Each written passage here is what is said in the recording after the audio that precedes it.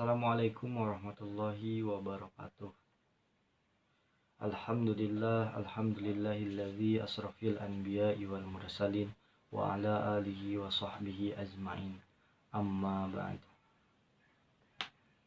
Bertemu lagi dengan saya Muammar Kusumah dari kelas 1C Manajemen Pendidikan Islam UIN Sunan Gunung Jati Bandung.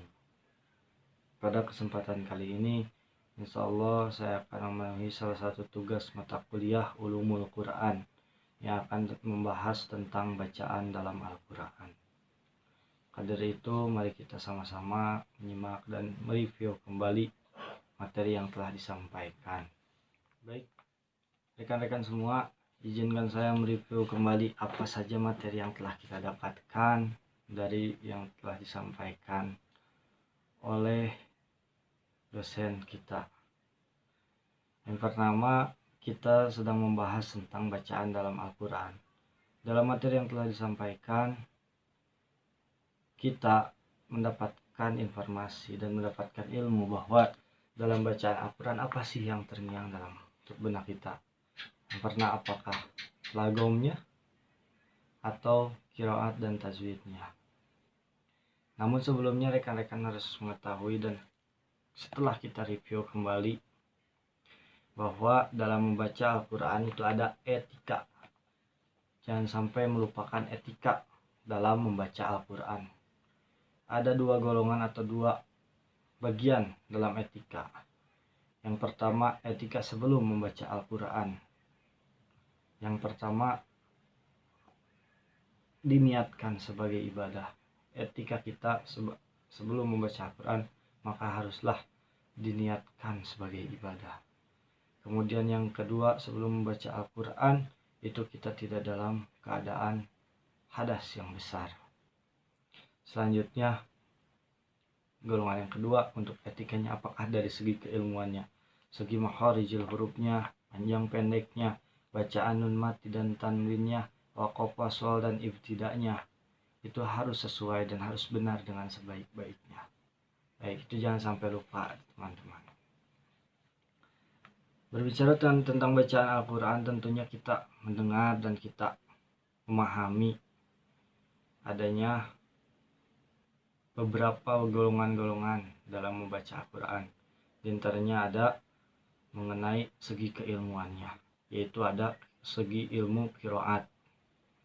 Nah, apa sih itu ilmu qiraat?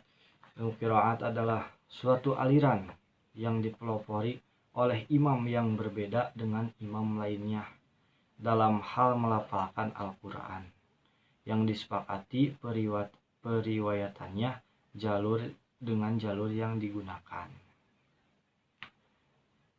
Dalam pengertian tersebut ada beberapa pembagian dalam ilmu qiraat.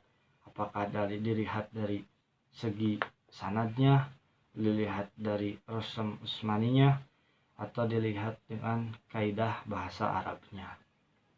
Nah, tentunya teman-teman, di sini kita membahas dan kita mengulangi bahwa dalam qiraat ada beberapa perbedaan. Baik teman-teman, dari segi perbedaan ilmu qiraat yang tidak akan saya jelaskan salah satu persatunya, ada beberapa perbedaan yang berpengaruh dan ada pun yang tidak berpengaruh terhadap pengambilan hukum. Maka dari itu ada dua contoh ayat yang akan saya bacakan mengenai perbedaan ilmu qiraat terhadap istinbat atau penetapan hukum. Yang pertama, ada perbedaan qiraat yang berpengaruh pada penetapan hukum. Contohnya dalam jurnal yang saya baca, yaitu jurnal Ar-Risalah volume 19 nomor 1 Mei 2019. Itu dijelaskan bahwa di dalam jurnal tersebut ayat yang berpengaruh pada penetapan hukum yaitu ayat dalam Quran surat Al-Baqarah ayat 222 yang bunyinya Bismillahirrahmanirrahim. ويسألونك عن المحيض قل هو أذى فاعتزلوا النساء في المحيض ولا تقربوهن حتى يطهرن فإذا تطهرن فأتوهن من حيث أمركم الله إن الله يحب التوابين ويحب المتطهرين. Sadaqallahul Adzim. Dalam jurnal yang saya temukan bahwa di situ ada perbedaan pendapat dan harus kita garis bawahi pada kata yathurna. Ada perbedaan pendapat. Yang pertama, kata tersebut dengan bacaan tahfif, yaitu disukunkan huruf to-nya dan domah pada huruf ha-nya, sehingga dibacanya yathurna. Namun berbeda pendapat dengan Imam Hamzah Al-Kisai dan Imam Asyim. Mereka membacanya yattoharna, yaitu bertasdid pada huruf to dan ha-nya serta menasabkan atau menambahkan fathah pada huruf to dan huruf ha-nya. Sehingga dalam perbedaan tersebut ada imam mazhab yang berbeda pendapat pada kalimat tahfif, yang artinya bahwa seorang suami haram hukumnya untuk berhubungan intim dengan istrinya dalam keadaan haid sampai berhenti haidnya dan mandi.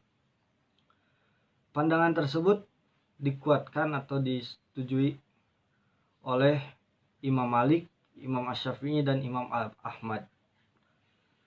Sedangkan bacaan yang ditasdidkan atau yang bacaannya yattoharna itu menurut Imam Abu Hanifah bermaksud kepada larangan kepada suami untuk berhubungan intim dan adalah sampai istrinya bersuci, artinya sampai hanya saja berhenti darah haid. Di situ terdapat perbedaan bahwa menurut tiga imam yang tadi dikuatkan bahwa sampai mandi, sampai sucinya itu sampai mandi. Namun dalam pandangan atau menurut Imam Abu Hanifah itu sampai berhenti dan boleh kembali untuk seorang suami menggauli istrinya. Jika dilihat dari dua qiraat tersebut memang berbeda makna, tetapi tidak jelas untuk perlawanannya, tidak jelas kontradiksinya antara kedua pernyataan tersebut. Namun dari segi makna intinya hanya saja berbeda pada sucinya setelah mandi dan sucinya sebelum mandi. Karena dari itu itulah merupakan ayat qiraah yang berbeda pendapat sehingga yang menimbulkan perbedaan dalam segi pengambilan hukum atau istinbat hukumnya. Dalam jurnal tersebut juga dijelaskan bahwa adanya perbedaan qiraat yang tidak mempengaruhi dalam penetapan hukumnya, yaitu terdapat dalam Quran surat Al-Ahzab ayat 49 yang bunyinya Bismillahirrahmanirrahim. Ya ayyuhallazina amanu idza nakahtumul mu'minati thumma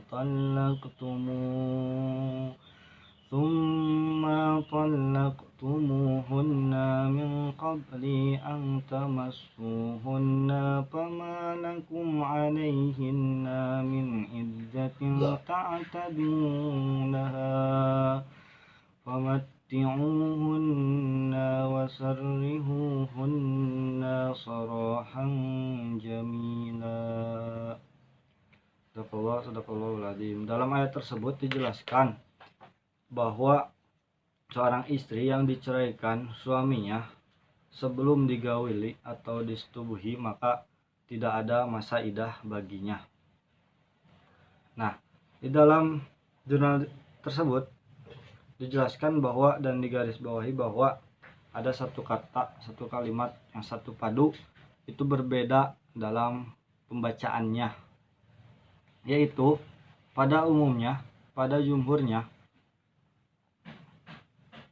kata min qabli ang tamassuhunna itu biasa sesuai dengan teks yang ada.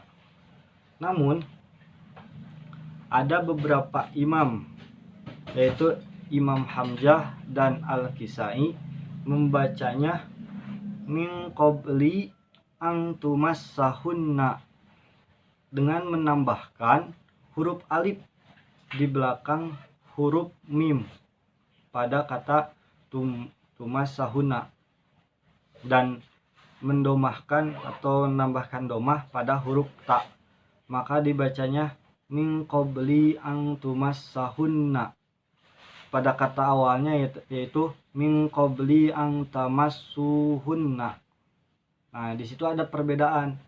Namun dalam kesimpulan yang dapat didapatkan dalam jurnal tersebut, bahwa kata-kata tersebut tidak mempengaruhi dan tidak menimbulkan perbedaan untuk menetapkan suatu hukum, yaitu istri yang diceraikan oleh suaminya tidak ada masa idah baginya apabila belum digauli oleh suaminya yang harus disempurnakan bilangannya.